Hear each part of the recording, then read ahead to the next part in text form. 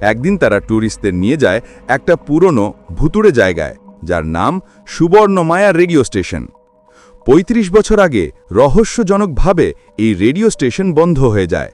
রাঘব আর মৈথিলি ভেবেছিল এটাও শুধু ভয় দেখানোর জায়গা। কিন্তু হঠাৎই সব কিছু বদলে যায়। স্টেশনের ভেতর থেকে সত্যিকারের ভূতের আবির্ভাব ঘটে, আর সেই ভূত পুরনো রেডিও ব্যবহার করে সরাসরি ঘোষণা করতে শুরু করে কারা হবে তার পরবর্তী শিকার।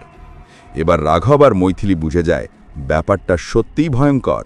তারা খুঁজতে শুরু করে কেন স্টেশনটা বন্ধ হয়েছিল, ভূতটা আসলে কে, আর তার প্রতিশোধের টার্গেট কারা। অন্ধসে বের হয়ে আসে ৩৫ বছর আগে এই রেডিও স্টেশনের ভেতর লুকিয়ে আছে এক অন্ধকার সত্য। অন্যায়, প্রতারণা আর এক মর্মান্তিক মৃত্যুর ঘটনায় এই আত্মাকে বেঁধে রেখেছিল সুবর্ণময়ায়, আর সেখান থেকেই শুরু তার প্রতিশোধ। এখন প্রশ্ন হলো, রাঘব আর মৈথিলি কি বাঁচতে পারবে, নাকি ভূতের ঘোষিত শিকার হয়ে যাবে তারাই? শেষ দৃশ্যে সব সত্য প্রকাশ পায় আর দর্শকরা শিহরিত হয়ে ওঠে। এই ছিল কিষ্কিন্ধাপুরী 2025 মুভির স্টোরি। আপনাদের কেমন লাগলো এই গল্প? কমেন্টে জানাতে ভুলবেন না।